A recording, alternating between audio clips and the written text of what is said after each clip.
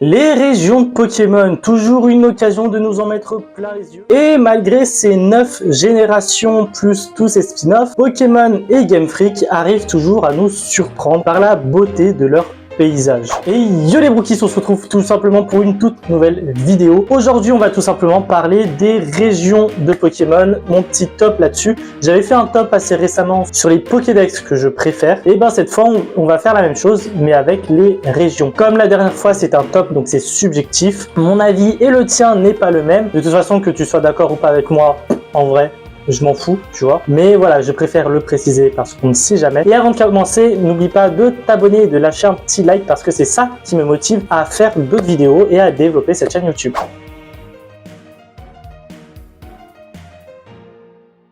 Et on commence avec ce top 10. Oui, je sais, il y a 9 générations, mais vous allez comprendre pourquoi j'ai mis 10 régions. Pour les plus malins, vous aurez déjà compris. Mais on commence avec le top 10 et malheureusement, il a encore plus chuté dans ce classement comparé à celui des Pokédex. C'est tout simplement la 1G avec Kanto. Sacrilège! Je mets Kanto en dernière position. Ouais. Alors pourquoi Kanto aussi bas? Tout simplement parce que la région est tout simplement banale. Est-ce qu'elle est banale parce que c'est l'essence même de la région? Ou est-ce qu'elle est banale parce qu'on l'a énormément vu sur d'innombrables jeux, donc que ce soit les jeux principaux avec rouge et bleu et jaune, les remakes avec rouge, vert, feuille, Let's Go Evolu, Let's Go Pikachu, ou encore lorsqu'on les revoit dans Or, Argent, Arc Gold et Argent Soul Silver. Je sais pas, c'est possible que ce soit une surexposition de la 1G, mais du coup on reviendrait au même problème, la surexposition de tout ce qui comporte la 1G, donc les Pokémon et les régions, ou juste parce que l'origine même de cette région est tout simplement ultra simple, ultra banale. Bref, quoi qu'il en soit, elle n'a rien de fou, rien propre à elle, que je peux pas la mettre plus haut que la 10e place. Donc ouais, c'est pas fou tout ça. Alors, je sais déjà ce que vous allez dire. Oui, mais c'est les premiers jeux, c'est normal que ce soit aussi bateau. Ouais, et alors? Dans le sens où, c'est pas parce que c'est les premiers jeux et qu'ils sont limités à ça que je suis obligé de forcément apprécier et de pas dire que la Kanto est banale. Ça reste banal. Je le redis encore une fois, la région est banale et il y a rien qui me fait dire waouh! Tu vois, que ce soit les premiers jeux ou pas, ça je m'en fous, donc, très clairement. Bref, faut bien passer à la suite et du coup, on va voir ça tout de suite.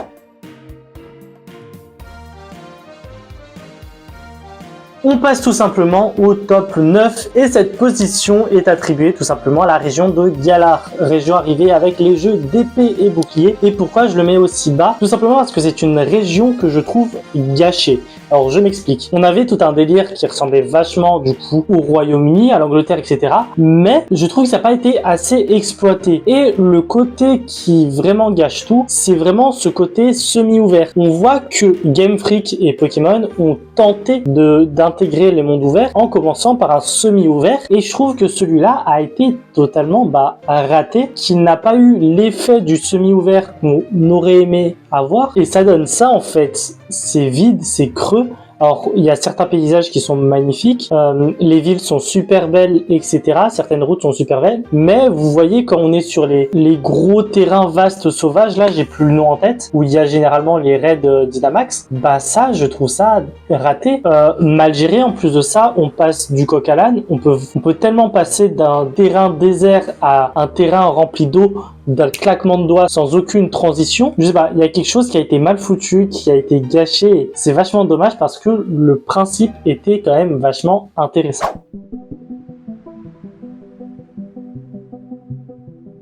On passe maintenant au top 8 et là c'est une région que je trouve sympathique mais pareil elle a été un peu gâchée. C'est tout simplement celle qui nous a accompagnés lors de la 2e génération avec la région de Johto. Alors pourquoi je dis qu'elle a été un peu gâchée? Parce que globalement ce côté très traditionnel qu'on a à Johto n'est pas assez représenté. On a juste Rosalia, si je dis pas de bêtises, qui fait très traditionnel avec ses tours qui ressemblent à des temples, etc. Et les danseuses au kimono, celles qui ont des évolutions, qui fait très traditionnel. Sinon, globalement, on perd ce côté-là et je trouve ça assez dommage. Alors oui, globalement, on n'est pas sur un truc plus moderne comme à Kanto et on a ce contraste Kanto-Johto dans les jeux, mais tout de même, je trouve que c'est sympa. On a un phare, on a quelques grottes, etc. Mais il manque quelque chose. Il manque ce petit plus traditionnel là, un peu plus accentué pour que la région soit largement meilleure et malheureusement, on ne l'a pas. On est obligé de se contenter de ce qu'on a. Dommage. C'est tout ce que j'ai à dire là-dessus.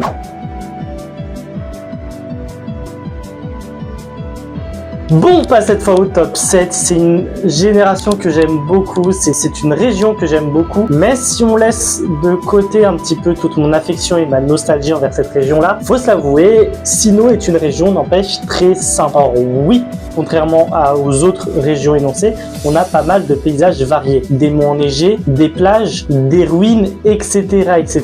Mais, comme j'ai dit, sa simplicité lui fait défaut. Ce qui fait qu'il soit un peu plus haut que les autres, c'est comme j'ai dit, sa diversité en termes de paysages, mais aussi cette tension en fait qu'on retrouve dans l'ambiance des villes, tout en gardant un côté très chill. Alors le côté très chill, ça va avec le paysage, et cette tension là va avec le lore de l'histoire, et le mélange des deux rend la chose juste super bonne, et c'est ce qui me fait la mettre un peu plus haut que les autres qui en soi n'apportent pas tant de choses que ça.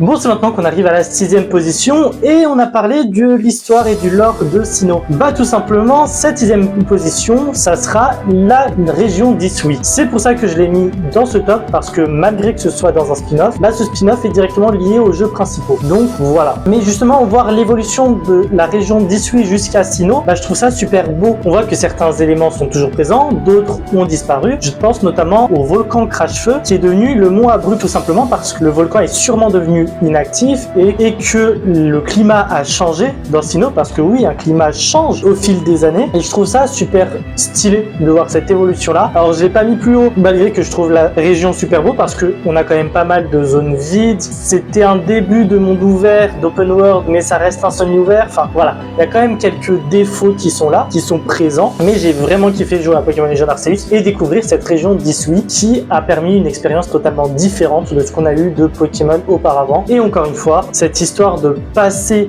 d'une région qu'on connaît déjà, bah c'est une idée de génie. Je le dis clairement, ils ont bien fait de le faire. Bon bah a priori, Écarlate et Violet a pas mal de choses très intéressantes. Parce que ouais, le top 5 c'est tout simplement la région de Paldea. Alors, on va pas parler des bugs, on va pas parler des problèmes techniques que possèdent les jeux, mais globalement, la région de Paldea est super belle, on va pas se mentir. J'ai vraiment beaucoup apprécié passer du temps dans cette région, que j'ai voulu explorer. J'ai passé plus de temps à explorer la région de Paldea, plutôt qu'à continuer le scénario, à faire les arènes, à faire la Team Stars, à faire les dominants. Je les ai faits, mais ça a été très secondaire pour moi parce que je voulais énormément me promener et découvrir cette région un maximum. Tout comme Hisui, c'est l'un des défauts de ces deux régions, c'est que parfois on a vraiment une impression de vide où il n'y a pas grand chose en soi, pas de Pokémon, pas de relief plus ou moins apparente, enfin c'est juste vide, pas grand chose quoi, et c'est dommage parce que Nintendo et Game Freak nous ont amené quelque chose d'assez intéressant que j'aime beaucoup. Bref, Paldea à pas négliger parce que honnêtement c'est une très belle région.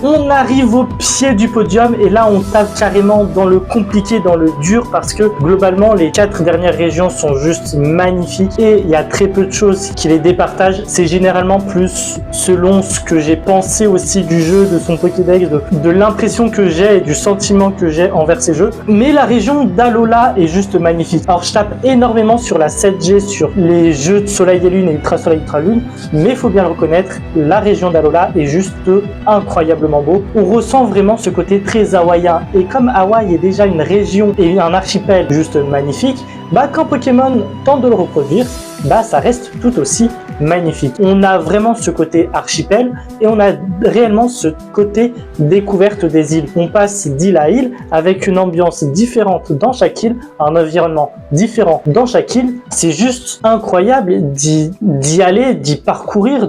En plus, on a les Pokémontures, donc c'est plus ou moins là où on a les réels Pokémontures. Parce qu'avant c'était via les CS, mais c'était pas de réel Pokémonture, on va pas se mentir. Et d'ailleurs c'était le premier où on pouvait délibérément à tout moment utiliser nos Pokémontures. Parce que dans XY il y avait oui des Pokémontures, mais c'était sur quelques zones et c'était pas facilement accessible. Donc voilà, Alola a apporté quelque chose qui va durer dans le temps. Et en plus de ça, bah la liberté de se promener d'île en île est juste super stylée.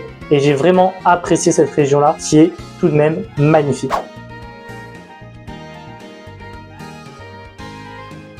Et on passe à la troisième position et celle-ci est attribuée à la région d'Unis. On passe aux States, enfin on reste aux States du coup vu que Hawaï fait partie des États-Unis. Et pourquoi est-ce que je mets Unis à cette troisième position? Tout simplement parce que Unis a globalement une atmosphère très différente des autres régions. Elle a une atmosphère un peu plus sombre, un peu plus mature et c'est pas pour me déplaire. Ce que les autres jeux vont proposer plutôt une région plus lumineuse, plus joyeuse, plus friendly entre guillemets. Tout le contraire un petit peu de cette région du Nice. Le seul petit bémol, et d'ailleurs en plus de ça, ce qui rend la région encore plus intéressante, c'est les saisons. Chaque mois on avait un changement de saison qui apportait également la météo. Prenons par exemple certains lieux qui, lors de l'hiver, il pouvait y avoir de la neige qui tombe.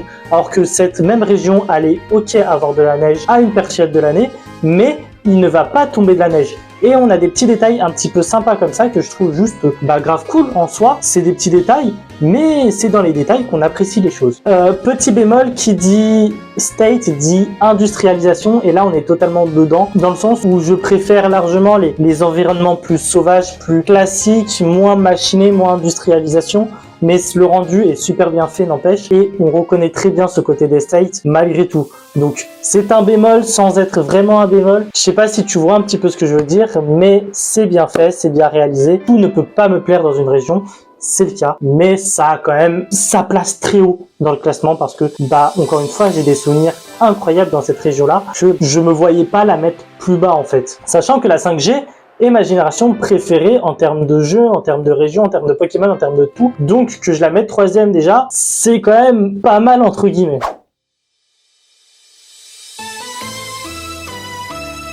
Bon on arrive tout simplement très bientôt à la fin de ce classement avec le top 2 qui lui est représenté par notre beau pays qui est la France. La région de Kalos est une très belle représentation de la France. Elle fait vraiment hommage à la France par la diversité qu'on possède nous en France de ces paysages, donc les littoraux, les montagnes, les plaines, les grandes villes, etc. Ça, on le sent vraiment avec, du coup, cette région de Kalos. Et globalement, même les jeux sont magnifiques, je les trouve vraiment très beaux. Il y a un réel charme. En plus, on reconnaît aussi un petit peu l'histoire française avec les forts, les châteaux, etc. Cette région est juste magnifique. Le petit bémol, c'est que oui, il y a des Pokémon monture, mais ils sont partiellement là. Je m'explique. Il n'y a que certaines zones qui peuvent être montées sur des Pokémon monture. Et en plus de ça, c'est sur des Pokémon bien précis qui parfois on n'en a pas très envie. Alors oui, c'est pareil dans Soleil Lune et que je dis que c'était vachement mieux, mais l'avantage c'est que les Pokémon monture, on pouvait les utiliser n'importe quand, n'importe où et quand on voulait. Sauf bien sûr si c'était un Pokémon monture terrestre ou maritime. Et ça c'est encore autre chose. Et d'ailleurs, il n'y a pas de Pokémon monture maritime, faut utiliser la CS Surf. En fait, je vais chercher le moindre petit détail pour pouvoir ajuster mon classement, qui malgré tout peut changer d'un jour ou l'autre parce que ce classement je le fais comme ça aujourd'hui dans un certain mood, mais dans un autre mood je pourrais totalement changer ce classement. Kalos, excellente région, dommage pour les Pokémon montures, mais c'est pas le plus gros défaut du monde non plus.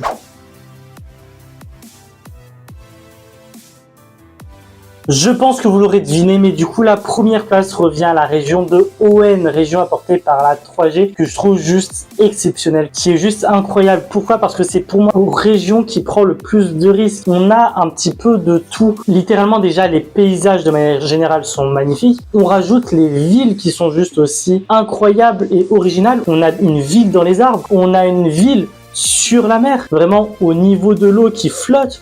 On a plongé aussi qui permet d'aller dans les fonds sous-marins. Ça on le voit pas énormément. N'empêche d'être obligé d'utiliser plongée et d'aller sous l'eau, c'est incroyable. J'ai tellement de bons souvenirs de cette région-là, de paysages tellement magnifiques que je suis obligé de le mettre à la première place parce que honnêtement, elle les surclasse tous, faut être honnête. Je ne vois pas comment on ne peut pas mettre Hoenn top 1 et pourtant Ruby et Saphir ne sont pas mes générations préférées parce que je n'y ai pas joué déjà de une et j'ai beaucoup plus joué à Rossa, mais malgré tout, j'ai énormément joué à Rossa. Si, c'est un jeu juste incroyable, mais c'est pas mon jeu préféré et encore la région en tant que, le Pokédex d'Hoenn, je le trouve pas si fou que ça, même s'il est super bon.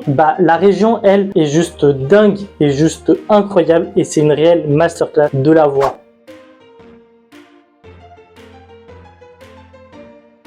C'est ainsi que se termine ce classement du coup des régions Pokémon.